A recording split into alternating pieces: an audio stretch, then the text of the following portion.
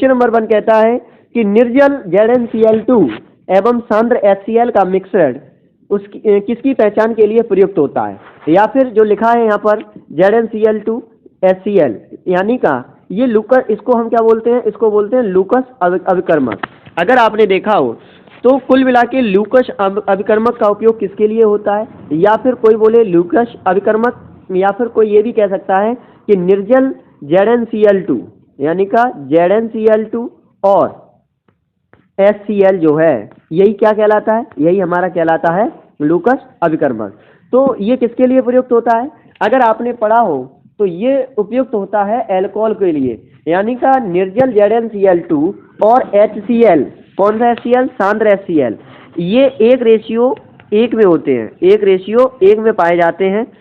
तो अब हुआ इससे ये कि इनका उपयोग मुख्यतः किसके लिए किया जाता है, इसका उपयोग किया जाता है हम जब प्राथमिक, द्वितीयक और तृतीयक एल्कोहल की पहचान करते हैं तो इसके लिए लूकस अभिकर्मक का प्रयोग किया जाता है।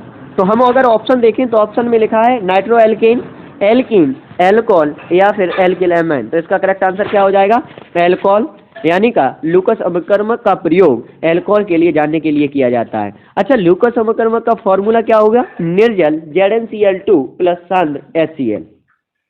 अगला क्वेश्चन देखें। अगला क्वेश्चन कहता है कि जल गैस, जल गैस जानते हो किसे कहते हैं, नहीं जानते होगे।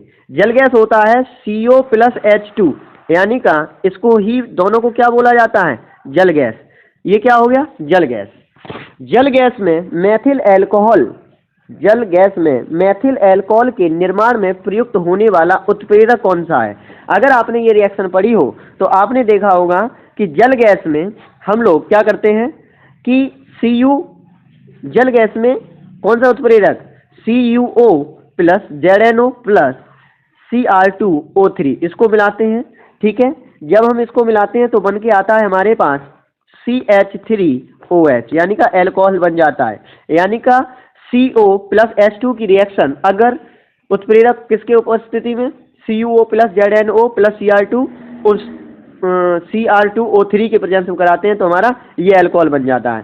तो हमसे क्वेश्चन में ये पूछा गया था कि जल गैस से एथिल एल्कोहल के निर्माण में प्रयुक्त होने वाला उत्प्रेरक, तो कौन सा उत्प्रेरक है, तो इसका करेक्ट आंसर होगा बी, यानी का CuO plus ZnO plus Cr2O3। Next question देखते हैं, क्वेश्चन नंबर 3। क्वेश्चन नंबर 3 कहता है कि परिशोधित स्पिरिट में एल्कोहल होता है। ये बहुत इंपॉर्टेंट है और आपने भी देखा होगा कि किस तरीके से कितना कितना होता है।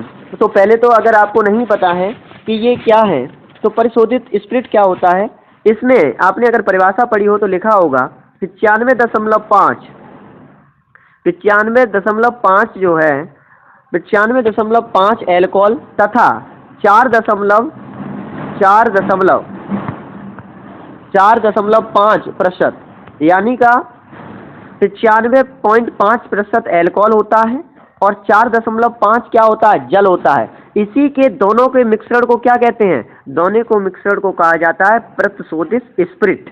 तो इसमें क्वेश्चन क्या पूछा, अगर जल पूछा जाता तो इसका करेक्ट आंसर हो जाता 4.5, लेकिन हमसे पूछा गया था एल्कोहल, तो इसका करेक्ट आंसर हो जाएगा 95.5। नेक्स्ट क्वेश्चन नंबर 4 देखें। तो क्वेश्चन नंबर 4 कहता है जब एल्कोहल में HI तथा लाल पी के साथ गर्म करते हैं तो यह देता है। तो आपको भी पता होना चाहिए कि ये क्या देता है, यानी का जब एल्कोहल में अगर हम बोलें तो इसकी रिएक्शन हो जाएगी C2H5OH, यानी का इसकी रिएक्शन इसके साथ कराएं, C2H5OH की रिएक्शन किसके साथ कराते हैं, 2HI के साथ कराते हैं। अगर HI के साथ रिएक्शन कराएंगे तो क्या बनता है, गिव्स आउट। आपको याद हो तो ये रिएक्शन क्या होता है बेटा, यहाँ से ये H 2H है यहाँ से और एक 2H ये यहाँ पर OH, तो यहाँ से एक जाएगा तो ये पानी बाहर निकलेगा, यानी का H2O तो बाहर निकल ही जाएगा, H2O और प्लस और क्या निकलेगा। अब कौन बचा, यहाँ पर I कितनी बची, 2, तो I2 भी बाहर हो जाएगा। अब बचा क्या, हाइड्रोजन यहाँ पर 2 थी, एक इधर चला गया तो पानी में हो गई। अब यहाँ पर जो बची एक हाइड्रोजन, ये हाइड्रोजन इसके पास जुड़ेगी तो ये बन जाएगा C2H6, यानी का कहने का मतलब ये है कि C2H5 plus OH plus 2HI gives out C2H6 plus H2O plus I2, यानी का ये बनेगा। तो ये बेटा है क्या, अगर ये देखो तो ये एथेन है, यानी का इसका करेक्ट आंसर क्या होगा, इसका करेक्ट आंसर होगा बी। नेक्स्ट क्वेश्चन, अगला question, question number 5। Question number 5 कहता है कि ल्यूकस अभिकर्मक, यानी का ये जो पहले हम क्वेश्चन नंबर फर्स्ट देख के आए थे ये वही है, यानी का निर्जल ZnCl2 प्लस सांद्र HCl, यही तो लूकस अभिकर्मक कहलाता है। ये किसके लिए उपयोग किया जाता है, एल्कोहल के लिए किया जाता है, यानी का एल्कोहल में ये पता करने के लिए किया जाता है, मैंने पिछले में भी बताया था कि कौन सा एल्कोहल हमारा प्राथमिक है, द्वितीयक है या तृतीयक है। तो हमारे में ऑप्शन में दिया गया है, क्वेश्चन ने कहा है कि ल्यूकस अभिकर्मक का प्रयोग मोनोहाइड्रिक एल्कोहल के विभेद में प्रयोग किया जाता है, प्राथमिक, द्वितीयक, तृतीयक या ये सब को अगर हम देखें तो क्वेश्चन नंबर 6 में देखें तो क्वेश्चन नंबर 6 कहता है कि एल्कोहल का जलीय विलयन विद्युत का सुचालक होता है, क्यों। तो अगर आप देखें तो विद्युत का, एल्कोहल का जो जलीय विलयन है वो सुचालक होता है। सुचालक मतलब कि अपने अंदर से विद्युत धारा को क्या करने देता है, प्रवाहित होने देता है, यानी कि विद्युत धारा को जाने देता है। तो एल्कोहल का जो जलीय विलयन है उसमें अगर आप देखें तो इसके अंदर कौन सा संयोजक बंध बनता है, कौन सा आबंध बनता है। अगर आप देखें तो इसके अंदर कौन सा आबंध बनता है, इसके अंदर बनता है सहसंयोजक आबंध। तो सहसंयोजक आबंध से होता ये है, तो हमारा जो सहसंयोजक आबंध बना, तो सहसंयोजक आबंध होने के कारण क्या हुआ कि ये आयनों में नहीं टूट पाता है। तो सहसंयोजक आबंध हुआ इसमें, किसमें, एल्कोहल में। तो एल्कोहल में सहसंयोजक आबंध पाए जाने के कारण ये जल में जो है वो आयनों में नहीं टूटता। आयनों का मतलब प्लस और माइनस में नहीं टूटता। जब ये प्लस और माइनस में नहीं टूटेगा, एल्कोहल प्लस और माइनस में नहीं टूटेगा, तो इसमें क्या है कि जलीय विलयन में ये घुलेगा नहीं, और जब नहीं घुलेगा तो विद्युत इससे से कुछ मतलब कि सुचालक नहीं होगी। इसके केवल प्रमुख दो ही कारण रहते हैं, किसी चीज से विद्युत धारा प्रवाहित होती है। तो विद्युत धारा का कंसेप्ट एक कहता है कि यदि कोई भी विद्युत धारा किसी भी जलीय में से जाएगी, प्रवाहित होगी, तो इसके केवल दो ही कारण रहते हैं। नंबर 1, पहला कारण रहता है या तो उसके अंदर क्या हो, उसके अंदर मुक्त इलेक्ट्रॉन हो, या फिर अगर उसके अंदर मुक्त इलेक्ट्रॉन नहीं होंगे तो वह विलयन किस में टूटना चाहिए, आयन में टूटना चाहिए। अगर वह विलयन आयन में टूट गया तो भी समझो विद्युत धारा को प्रभावित कर देगा, और उसके पास मुक्त इलेक्ट्रॉन हुए तो भी वो किस में कर देगा, अगर उसके पास मुक्त इलेक्ट्रॉन हुए तब भी वो हमारा किस में कर देता, विद्युत का वो सुचालक हो जाता है। यानी का इसका मेन कंसेप्ट यही है कि अगर कोई भी चीज हमारे उसमें आयन हो या फिर मुक्त इलेक्ट्रॉन हो, अगर आयन होंगे या फिर मुक्त इलेक्ट्रॉन होगा तो वो विद्युत धारा को प्रभावित करेगा। तो इसका मुख्य कारण क्या हो जाएगा, एल्कोहल का जलीय विलयन विद्युत का कुचालक होता है, क्यों। तो कुचालक इसलिए हो जाता है, अपने अंदर से लाइट नहीं जाने, मतलब कि विद्युत धारा प्रवाहित नहीं होने देता, क्योंकि इसके अंदर, अब आंसर देखेंगे तो इसमें लिखा हुआ है, क्योंकि इसके अंदर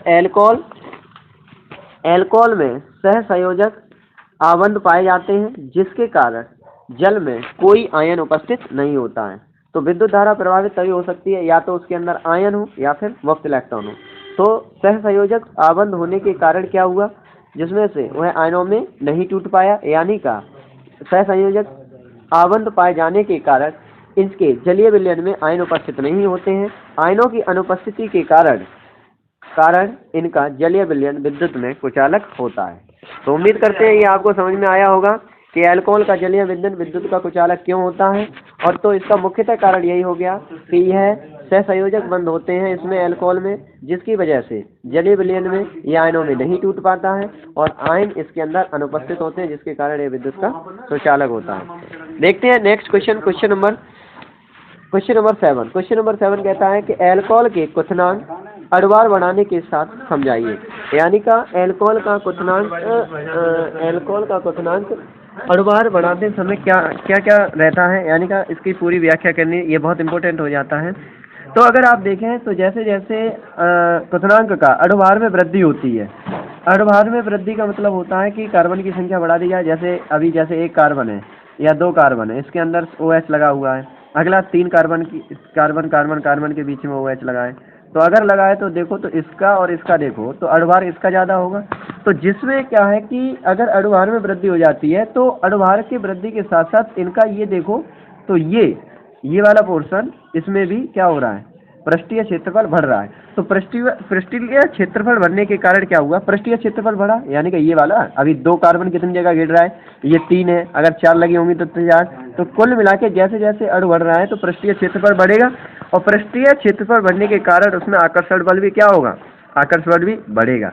तो हम कह सकते हैं कि एल्कोहल का जो क्वथनांक है या गलनांक है वो अणुभारों के साथ साथ वृद्धि होती है। तो इसका आंसर हम किस तरीके से लिखें, उम्मीद करते हैं समझ में आया होगा। आप प्रयास करिएगा कि एल्कोहल का क्वथनांक अणुभार के बढ़ने के साथ साथ बढ़ते हैं, समझाइए कैसे बढ़ते हैं। तो हमने देखा कि अणुभार के साथ साथ बढ़ने से मतलब ये है कि अणुभार में वृद्धि के साथ, यानी कि जैसे जैसे उसकी वृद्धि होगी तो अणुभार में वृद्धि के साथ उसके पृष्ठीय क्षेत्र फल में बढ़ने के कारण वंडर वॉल आकर्षण बल बढ़ जाते हैं। ठीक है, एल्कोहल के क्वथनांक व गलनांक भी अणुभार में वृद्धि के साथ बढ़ जाते हैं। तो इसका करेक्ट आंसर क्या हो गया, इस तरीके से लिखेंगे। नेक्स्ट क्वेश्चन देखते हैं। तो नेक्स्ट क्वेश्चन कहता है क्वेश्चन नंबर 8 कहता है कि एल्कोहलों का अणुभार बढ़ाने पर उसकी वलयता घटती है, क्यों, समझाइए। यानी का एल्कोहल का अगर अणुभार बढ़ जाता है तो अगर किसी चीज का मतलब एल्कोहल का अणुभार बढ़ा तो उसकी वलयता घट जाती है, ऐसा क्यों, उसका आंसर दीजिए।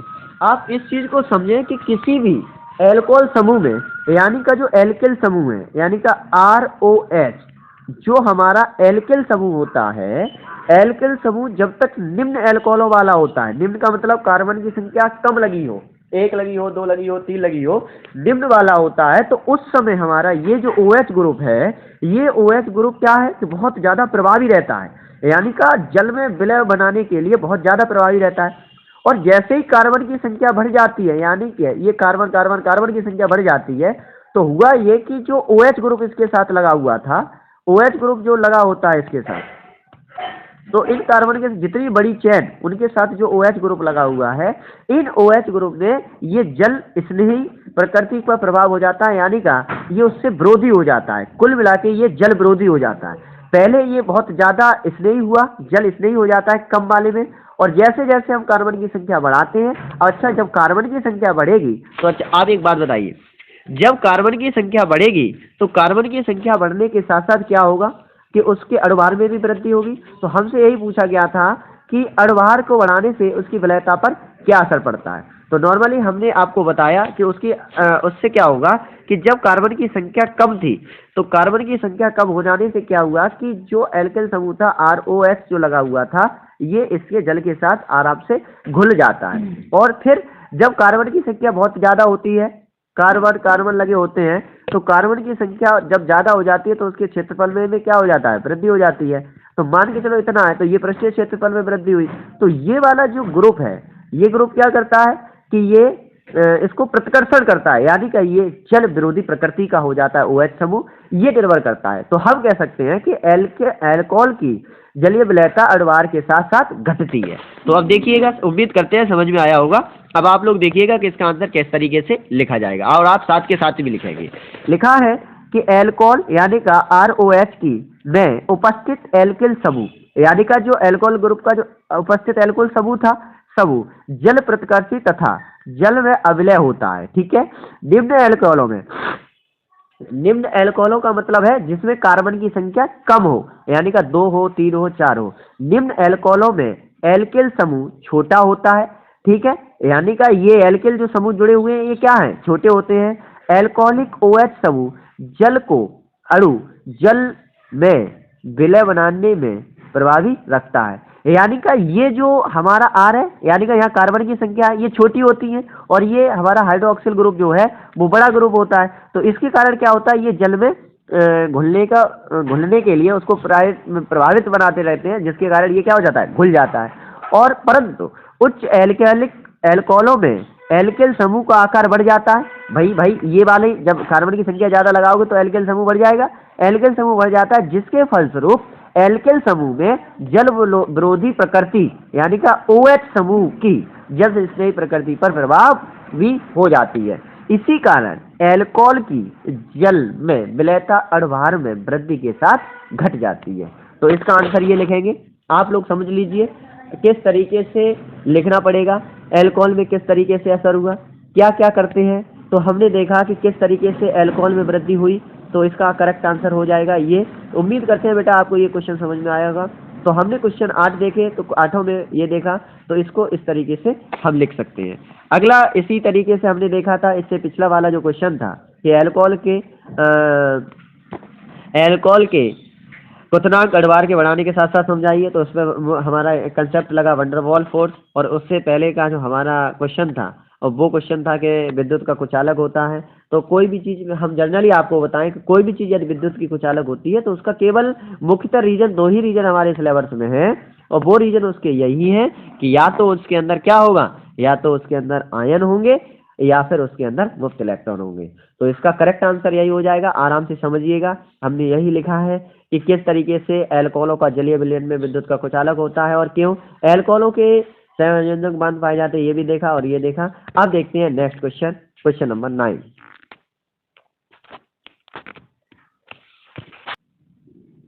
तो क्वेश्चन नंबर 9 कहता है लुईस अभिकर्मक क्या है, इससे किस कार्य में प्रयोग किया जाता है। तो हमने एमसीक्यू भी देखा था और इसके लुईस अभिकर्मक के बारे में कई बार बात भी किया था। तो ये तो हमें पता है, तो इसका आंसर तो हम लोग लिख लेंगे।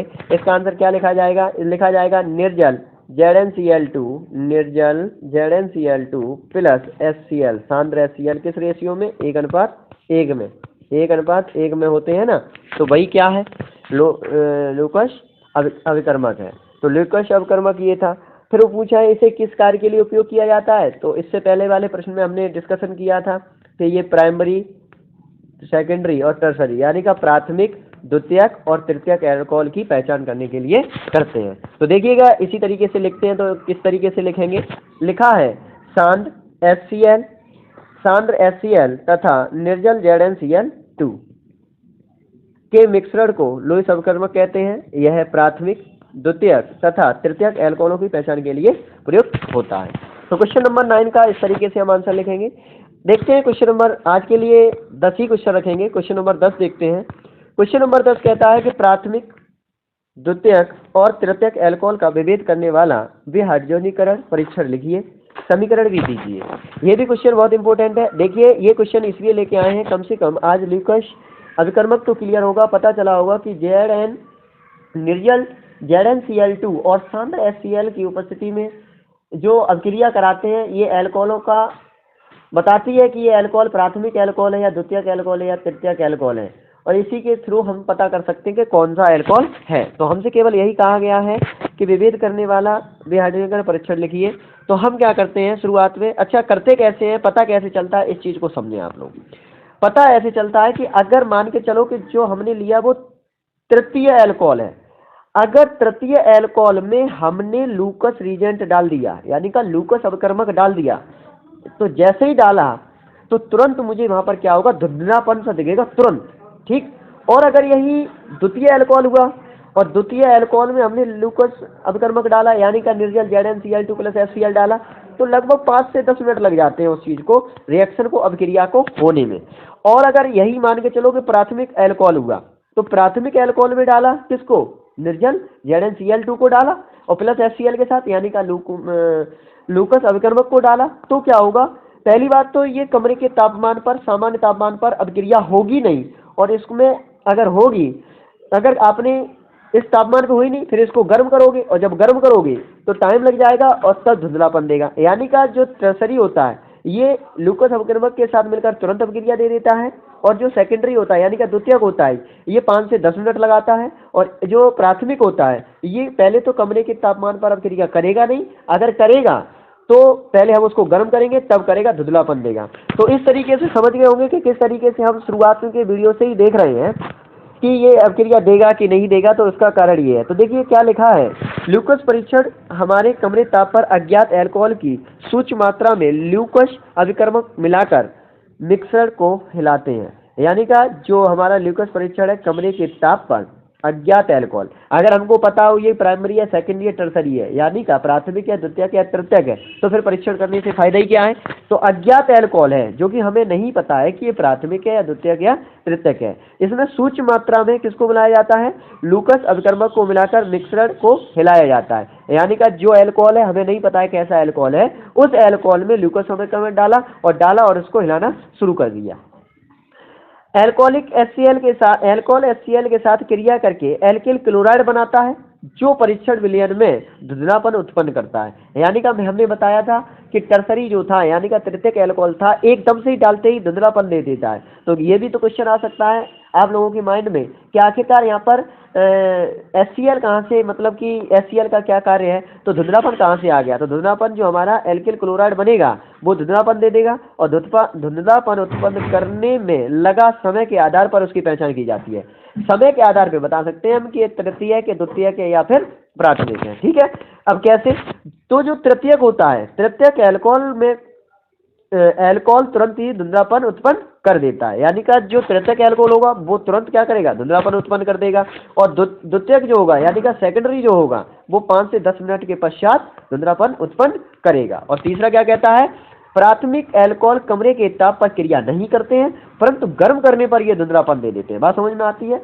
तो ये क्रिया है और ये पूरा इसका परीक्षण है। ये लूकास अभिकर्मक हमारे सिलेबस में बहुत इंपॉर्टेंट हो जाता है अल्कोहल को लेकर, क्योंकि जहाँ कहीं भी अल्कोहल की बात होती है वहाँ पर इस तरीके से कर सकते हैं। बेटा उम्मीद करते हैं आपको ये सब समझ में आया होगा। आप सभी इसको कॉपी पर लिखें, साथ के साथ जो पिछले चैप्टर है उनको भी याद करते चलेंगे साथ, और इसको भी याद करते चलेंगे। ठीक है, वीडियो को पॉज करके इसको आराम से स्क्रीनशॉट लेके कैसे भी आप इनको रखें अपने फ़ोन में रखने से ही नहीं, अपनी कॉपी पर जरूर लिखें, तभी इसका फ़ायदा होगा। आप लोग कंटिन्यू लगे रहिए, क्योंकि ऑर्गेनिक केमिस्ट्री का नेक्स्ट चैप्टर है। इसके बाद हम भी लगातार प्रयास ये करेंगे कि आपको सिलेबस को आगे जल्दी से जल्दी बढ़ाएं, ताकि आपकी यथा समय पर तैयारी